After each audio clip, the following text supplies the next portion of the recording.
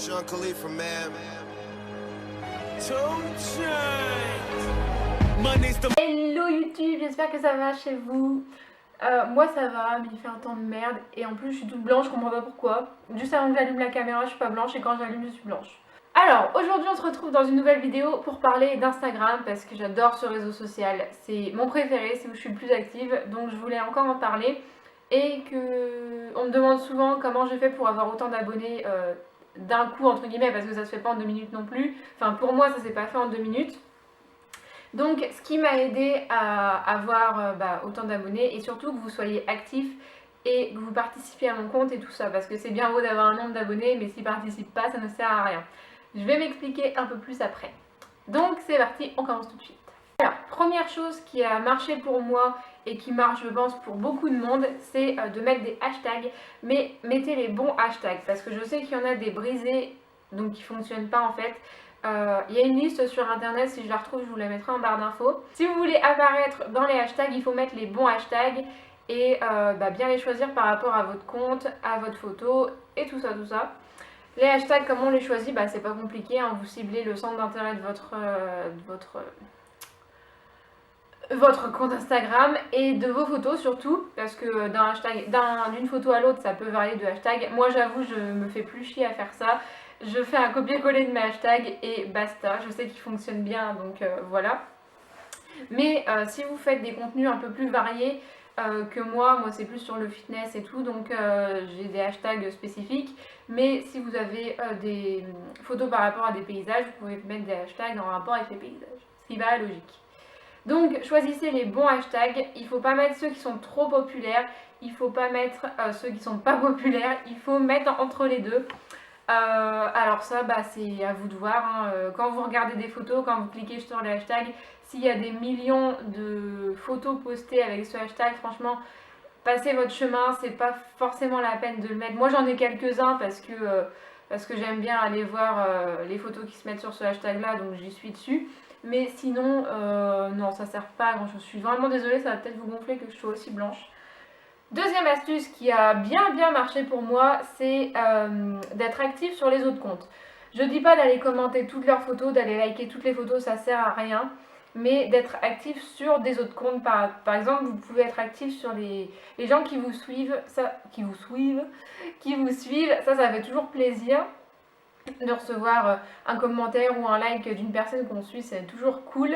Donc ça je vous conseille de le faire. Déjà ça vous rapprochera de votre communauté, même si vous n'allez pas leur parler pendant 3 heures. Mais n'hésitez pas à être aussi actif sur les profils qui ne sont pas abonnés à vous, puisque si vous laissez un commentaire ou si vous likez une photo, ils vont avoir envie, je dis pas à chaque fois, mais souvent ils vont avoir envie de venir voir votre profil et peut-être de s'abonner, de vous liker des photos, de vous commenter des photos. Bref, peu importe, ça vous apporte de la visibilité et avec le nouvel algorithme tout pourri d'Instagram, de la visibilité, il en faut. Ensuite, mon troisième conseil, ça va être d'essayer d'être reposté. Alors ça, c'est pas toujours facile. Moi, j'ai eu... je vais pas dire que c'est de la chance parce que les marques m'avaient contacté et tout. Donc du coup, c'est plus facile. Mais par exemple, si vous avez un compte de beauté ou mode ou quoi que ce soit, quand vous postez une photo, vous identifiez les marques dessus. Et à la rigueur, même, vous envoyez la photo de votre post à la marque. Et les marques, ils ont toujours envie de voir leurs produits mis en valeur. Et si votre photo est très jolie, ou est jolie tout simplement, elle pourrait être postée sur le compte de la marque. Ça leur fait toujours un coup de pub, ils sont contents. Et si c'est une marque qui a beaucoup d'abonnés, il y aura plus de chances que les abonnés de cette marque viennent voir votre profil que si... Ah, je vous ai craché dessus que si cette photo reste juste sur votre profil. Donc moi, je l'ai été repostée pas mal de fois.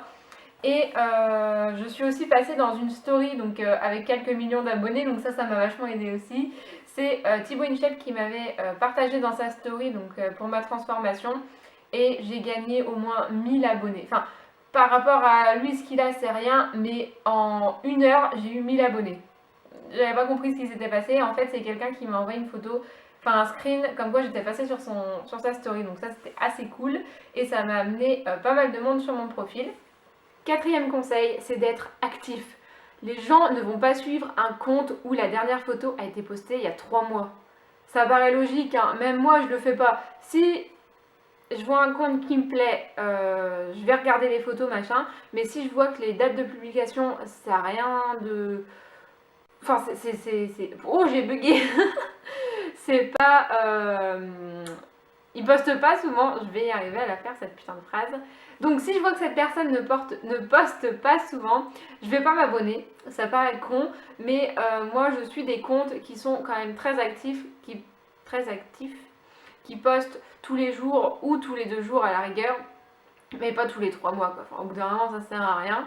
Donc si vous n'êtes pas actif, vous n'aurez pas plus d'abonnés que ça. Hello Mila, tu te calmes? Donc, 5e conseil, je crois, soyez proche de vos abonnés et même de ceux qui ne sont pas encore abonnés à vous, hein. Je parle de ceux qui vous envoient des messages privés, répondez-leur, ne les ignorez pas, sauf quand ça m'arrive, voilà, je ne réponds pas non plus. Mais quand vous tombez sur des gros relous, gros casse-couilles, non, moi je réponds pas et soit je bloque ou soit je laisse couler. Mais au bout d'un moment, enfin, les messages relous, c'est bon quoi, ça va 5 minutes. Ou alors j'envoie bouler à l'arrière. Mais je parle aussi en commentaire, ne soyez pas juste à poster une photo, laissez les gens commenter et ne pas répondre quoi. Parce que franchement, il n'y a rien de plus frustrant de soit poser une question et de ne pas avoir de réponse, ou même de juste poster un commentaire et de ne pas avoir de réponse. Je trouve ça un peu dégueulasse. En fait, c'est comme sur YouTube quand on vous met des commentaires et que vous répondez pas, ça sert à rien. Autant bannir les commentaires, enfin autant enlever les commentaires directement, comme ça tu perds pas de temps à laisser un avis, ça ne sert à rien. Donc voilà.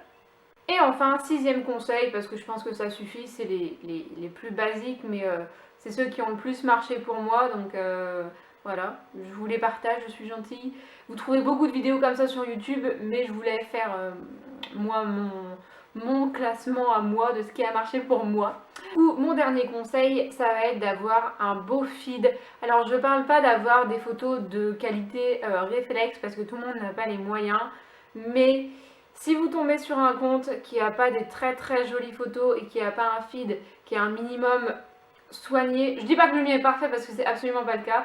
Pendant un moment, je me cassais le cul à faire les photos dans les mêmes tonalités. Je postais pas les photos que je voulais parce que ça allait pas aller dans mon feed. Au bout d'un moment, j'ai dit stop. Donc en ce moment, je suis en train de revenir un peu avec un feed potable.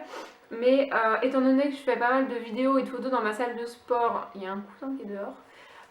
Qui est orange et bleu, forcément ça rend tout de suite moins bien sur un feed, mais bon au bout d'un moment je poste les photos que j'ai envie, les vidéos que j'ai envie, j'essaye de les retoucher un peu niveau lumière, niveau contraste et tout pour que ça rende à peu près bien, mais des fois ça matche pas, donc c'est pas grave, je poste quand même parce que j'ai envie de la poster et parce que je pense que c'est intéressant aussi.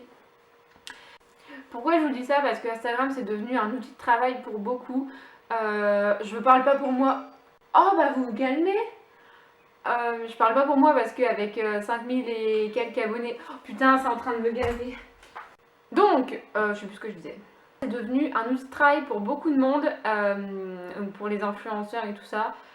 Absolument pas pour moi parce qu'avec 5500 et quelques abonnés, c'est pas un outil de travail clairement, mais ça t'ouvre des portes avec les marques en fait. Ça c'est vraiment cool par contre, c'est que les marques contactent très facilement par Instagram, puisqu'ils ont directement ton profil, ils peuvent directement t'envoyer un mail ou t'envoyer un message directement, donc ça c'est cool, un Insta direct en fait. Oh, je suis de plus en plus blanche, je suis désolée. C'est plus important que YouTube parce que pour l'instant j'ai plus d'abonnés sur Instagram que sur YouTube.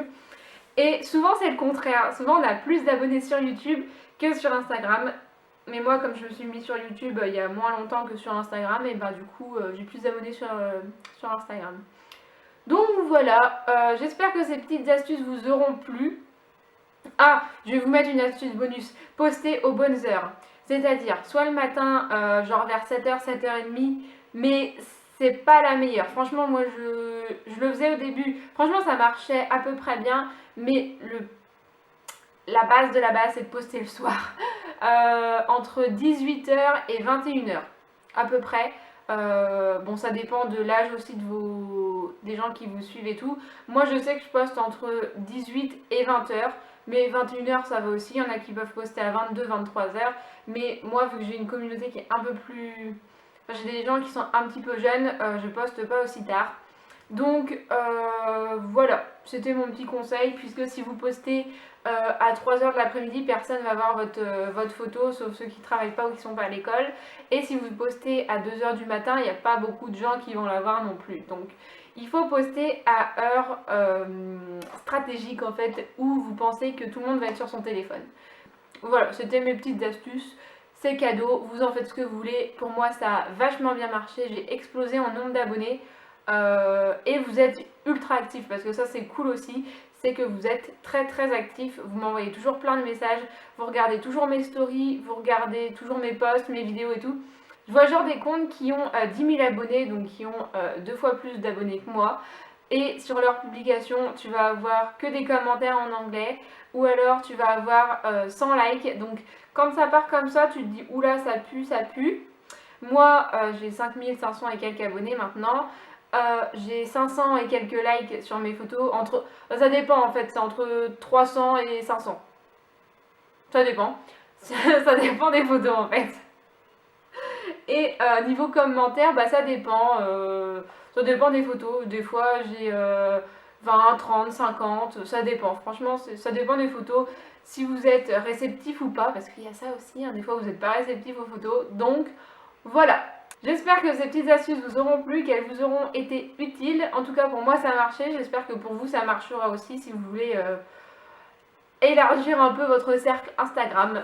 Donc voilà, n'hésitez pas à me dire en commentaire si ça vous a plu, quelles astuces vous préférez vous pour vous faire un peu plus connaître sur Instagram. Les vidéos que vous voulez voir sur ma chaîne aussi, ça m'intéresse. Moi je vous fais des bisous et je vous dis à la prochaine dans une nouvelle vidéo. Ciao!